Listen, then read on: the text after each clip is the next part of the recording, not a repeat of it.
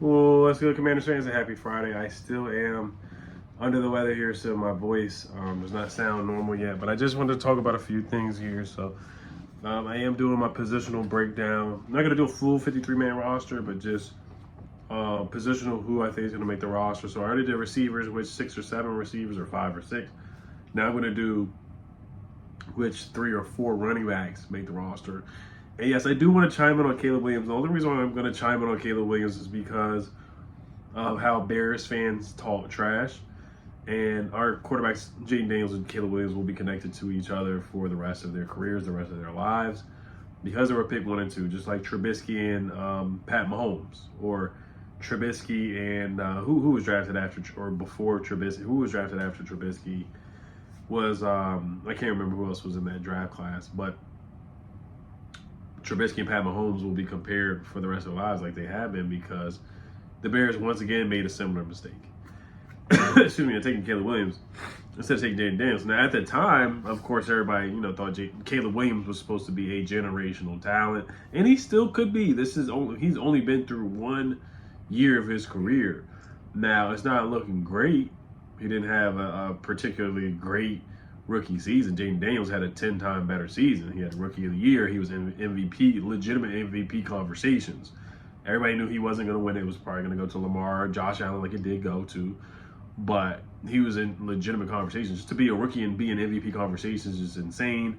He won Offensive Rookie of the Week multiple times. I don't think Caleb won any week. I think Caleb's best week, Jaden Daniels still won when Caleb Williams had a great game. Caleb Williams had the better week, but Jaden Daniels still won because he's Jaden Daniels. And then Jaden Daniels with a Hail Mary against the Bears. So Bears fans are so obsessed with Jaden Daniels. They're so obsessed with us now at the point where I do have to chime in and talk about Caleb Williams. I know he's from the DMV. He went to Gonzaga High School.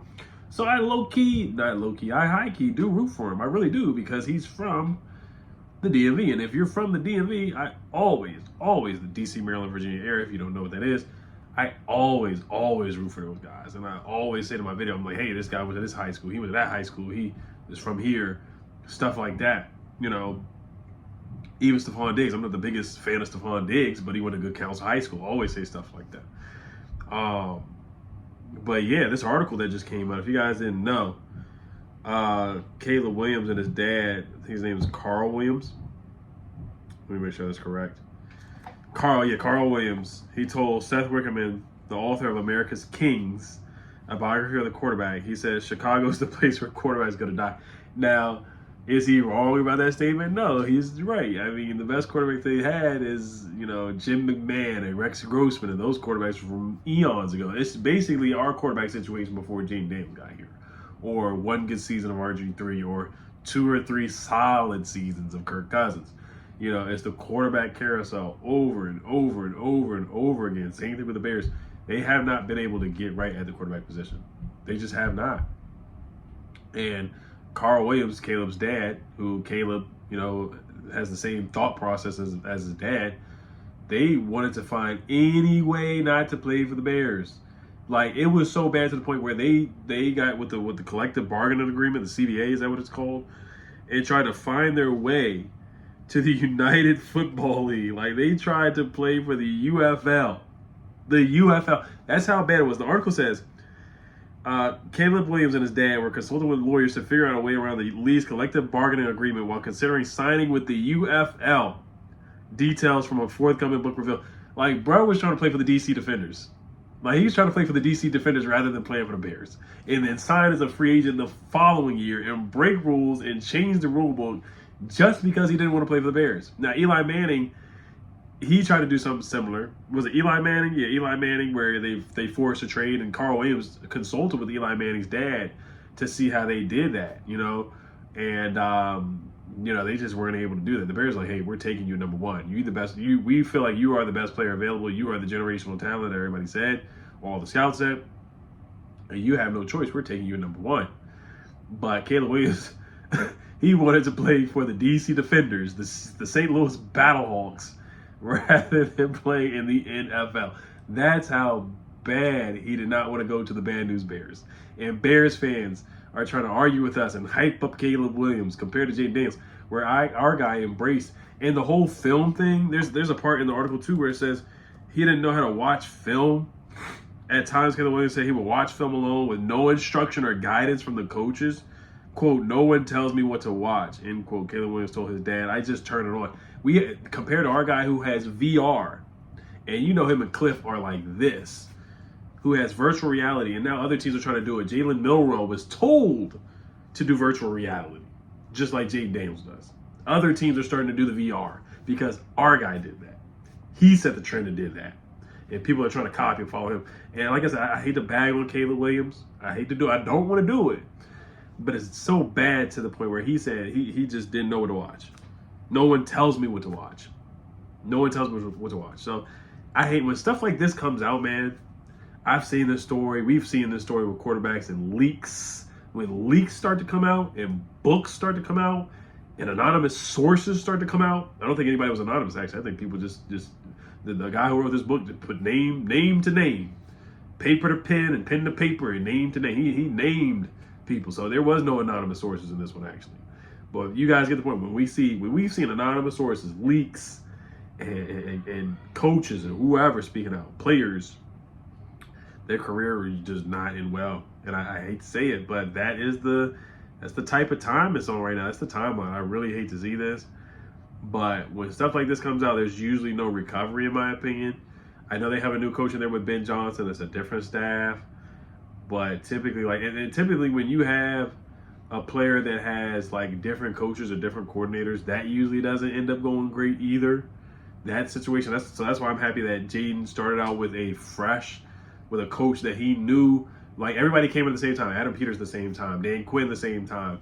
Jaden at the same time, Josh Harris 1 year before. Like everybody's coming on the same timeline, the same type of time.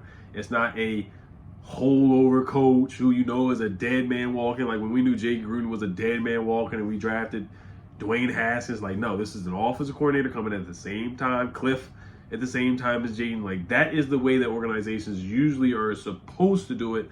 Not have a coach who's on the end of their career, end of their shelf life, and they know they're gonna get fired. Like that's what the Giants are on right now. They drafted a quarterback, but they know Brian Daboll is going to get fired. And typically situations like that, they don't end well. The coach usually gets fired in the middle of the week. Like Louis said on the stream, like the Giants season mirrors the Jay Gruden last year's season when they started 0-5. They drafted quarterback Jackson Dart, but they have a journeyman, Russell Wilson. At this point, he kind of is like a veteran journeyman. It's been on multiple teams. This is his third team, like 3-4 years. Broncos, Steelers, now the Giants. When you have situations like that, and the Giants fans are going to start cheering for Jackson Dart, like we cheered for Dwayne Haskins, rest in peace, to start over Case Keenum because we were 0-5. It's like let's just see what the young guys got. You might as well play Dwayne Haskins. You might as well if you're 0-5. What's the point? So when the Giants start off 0-5, the Giants fans are going to be like, hey, let's just play. Why are we playing James Winston? Why are we playing Russell Wilson? So my point is that I don't want to claim any busts. Caleb Williams a bust. But I'm just saying, like, right now it's looking like he's not going to live up to the hype. He's not going to live up to the hype. Not even close. Not even close. Like I said, when negative stuff comes out like this, it typically ends bad. And we've seen this before. We've seen this before with RG3, unfortunately. We've seen this before with Dwayne Haskins, rest in peace. Similar stories, similar leaks, similar just negative things coming out from the news and coaches or whatever. That they didn't want to draft this guy, or this guy didn't want to come here, and this guy didn't want to be in an organization, or this guy drafted a guy because they're close to my son and stuff like that. You know, when it's not a real football decision, or the football decision is opposed, or Mike Shanahan didn't want to draft RG3, like typical stuff like this when it happens, like it doesn't go well. And what I will say about Caleb too is he's a very confident guy, but there's a little bit of stubbornness to me in my opinion too. That's one thing I've observed from his body language, just the way he acts. Like even when C.J. Stroud was trying to talk to him after the game, he was just stubborn about it. And that's what you don't see about Jaden. Jaden has a quiet confidence about him. Sometimes it's loud, but that's just my observation about Caleb Williams. So I'll leave it at that. All right, let's get back to the Commanders here. All right, so I will be ethering the Bears, if I didn't already ether them enough, with this 9 minutes talking about them. But yeah, after this, I think we're going to blow them out. I thought it was going to be a close game, but I think it might be a blowout. I think they may self-destruct after this. What is their schedule? Excuse me. Let me see if their schedule is tough. Like, they have all the pieces, they have all the talent, but when the organization is not good and the front office is not good, Minnesota at home, ABC, that might be a win, but the Lions is a loss. Dallas is a loss, so that's 1-2. At Vegas, I'll give them 2-2, and then against us, so they'll be 2-2. We'll probably be like 3-1 by the time we play them. So we'll probably be 3-1. They'll probably be 2-2 on Monday Night Football. So it'll be another game where it's a big game where we have similar records at this point. So it is going to be like that. So let's say 3-1, they're 2-2, and I think we blow them out. I think we blow them out on Monday Night Football. I think we do. I don't like to say we're going to blow a team out, but I think after this news and stuff, they're going to self-destruct. All right. Excuse me. All right. So let's talk about what I wanted to talk about. Which 3 or 4 running backs are going to make the roster? I guess I'll make this quick now because I already talked about the Bears, the bad news Bears, for about 10 minutes. So I have. Let's look at the roster here. So let's talk about some of the guys who are on the practice squad as well. I like to give those guys a little bit of love too, even though they're not going to make the roster. They're going to be on the practice squad. But the running back positions, I wanted to bring up some stats too. So Demetric Felton, he's still on the roster, practice squad. Michael Wiley, practice squad guy. B-Rob obviously is going to make the team. Eckler's going to make the team. I have JCM making the roster. I have us keeping 4 running backs. I have us keeping 6 receivers instead of 7. So that gives us room to keep 1 more running back. I think we only keep 3 tight ends this year. I don't know if Yankev makes the team again. Excuse me. So I guess Yankev could make it because we're only going to keep 2 quarterbacks. We're going to keep 2 quarterbacks, Jane and Marcus Mariota, and then 6 receivers. I guess like 9 or 10 offensive linemen. Probably like 5 corners because we already know the corners that are going to make the roster. So it's not like we're going to be fighting over Kayvon Seymour and what's the other guy's name? Bobby Price. So I have us keeping 4 running backs. McNichols is going to make the team because they love Jeremy McNichols. We saw kind of like not the bias towards him, but like they wanted to get him involved. The Cardinals game, he was heavily involved. Trying to think what other games he was heavily involved in, but there were some games where like he was heavily involved, and that was when B-Rob was healthy. Like he was getting carries when It's not like B-Rob was just hurt. Like they were getting him the football and getting him involved, or Cliff was getting him involved in games here and there. I'm pulling up his stats right now. Arizona 8 carries for 68 yards, 2 touchdowns. Browns 7 carries for 44 yards and a touchdown. Carolina 7 carries, 42 yards. So like I said, there were some games where they did make it a point to get him involved. I know some of those games were blowouts that we blew teams out, but there were some competitive games where he did get the football in important moments as well. At the Giants, 8 carries for 20 yards and an 8-yard run. So Chris Rodriguez, once again, he's going to be on the practice squad. He's going to be on the outside looking in. And, I don't know if a team is going to take him away or claim him because nobody did that last year. He kept getting released, but he played well when he got opportunities. I thought he played better than B-Rob in the second half of the year at times, like that Falcons game. So I do have JCM making it. JCM could fool around and be the starter by the second half. You just never know. B-Rob, first half, B-Rob is really, really, really good. So here are the numbers that I want to talk about the run game. So I know we bagged on the run game a lot, and rightfully so. Some of it was the offensive line, and the running back or the quarterback, Marcus Mariota included last year, they should not have to lead the team in rushing for the last 7 out of the last 8 games of the year. Like, that's inexcusable. That's too much weight on the quarterback's shoulders. It's too much pressure on Jaden. And yes, there's going to be a lot of pressure. When you're an MVP candidate, which he's going to be again this year, and a leader of the team and a franchise guy, and on national television or standalone games 8 times this year, and trying to win 12 games and contend for a Super Bowl, there's obviously going to be a lot of pressure, but he shouldn't have to run for 800 yards and be the leading rusher. Like, he shouldn't have to do that. Like, a running back should get 1,000 yards, in my opinion. B-Rob, yes, if he stays healthy for 17 games, I think he's capable of doing that. But the last 2 or 3 years, he hasn't been able to do it. So it's kind of like this. This is just who you are.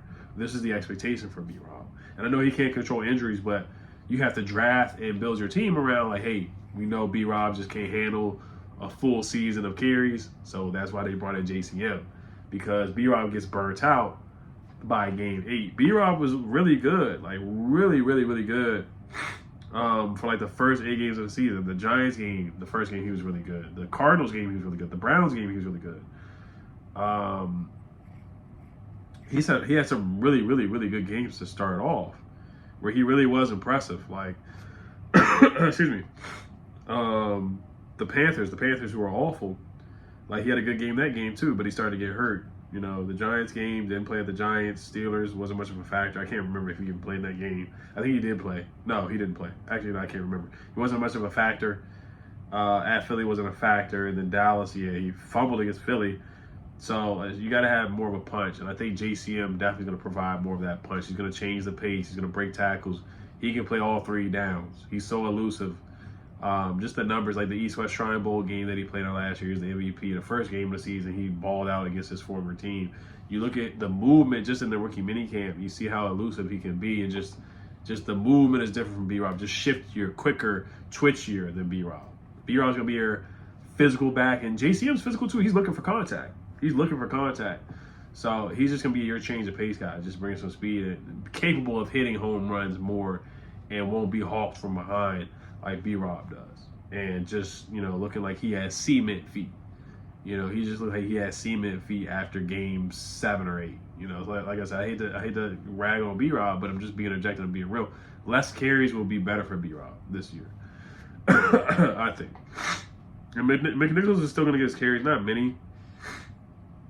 And then Eckler, you know, he could be just like a receiving back, because Eckler can only carry the ball so much. There's only so much wear and tear he can take. We're not going to put him on kickoffs anymore, so we're going to keep him fresh, because he's not going to be a secret weapon, but he's just going to be a weapon. And you can't forget about Deebo Samuel. Deebo Samuel is like another back as well. So there's going to be a lot of guys getting carries, a lot of guys in the mix getting the football, a lot of ways that Cliff can be creative. And so if you think about it that way too, you may not have to keep 4. If you really feel like Deebo's like another guy that can give you 2 or 3 carries a game, then maybe there's no reason to really keep McNichols on the roster either. You can put him on the practice squad, but he may get poached too. So, but I still have 4. So looking at the numbers, yeah, so some of this is because of Jaden, some of our numbers that were so good. So if you look at team rushing yards per game last year, we were 4th behind Detroit, Philly, and Baltimore. Baltimore had Derrick Henry and Lamar. Philly had Jalen Hurts and Saquon. Detroit had Jahmyr Gibbs, David Montgomery. So they were 3rd. We were 4th in rushing yards per game. Rushing touchdowns per game, we were 4th. So we were top 5 in a lot of rushing yard categories. Rush yards per attempt, 4.8. We were 6th. A lot of that's because of Jaden as well. And then if you look at yards per carry, Jaden was 5th with 5.6, and B-Rob was ranked, where is he at? He was like 25 or something like that. He was 37th actually, 4.2 yards per carry, which is it's not bad, but it kind of just shows you, like, I feel like JCM could give you like 4.5 yards per carry. I feel like he can give you maybe 4.8. Some of the better backs in the league, Jahmyr Gibbs gave you 5.7 yards per carry.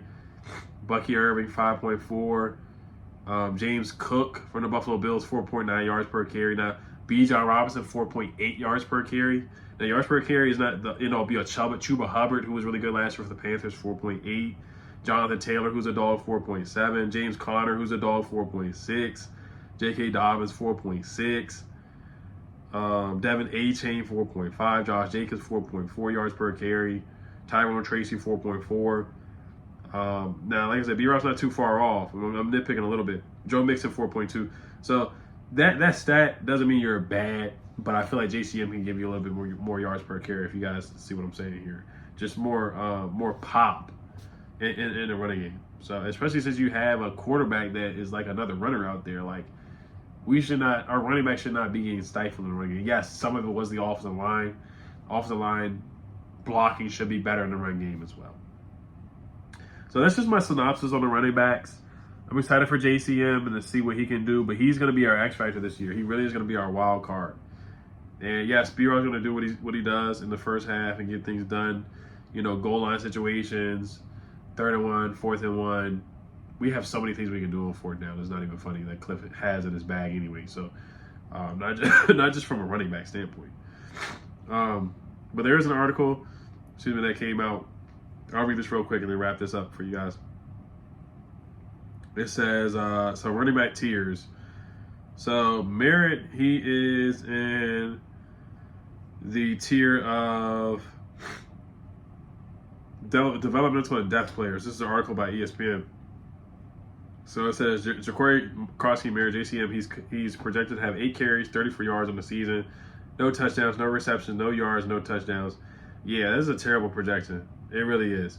It says after 4 seasons at Alabama State, JCM had his breakout season in New Mexico in 2023, before appearing in only one game in 2024 for Arizona.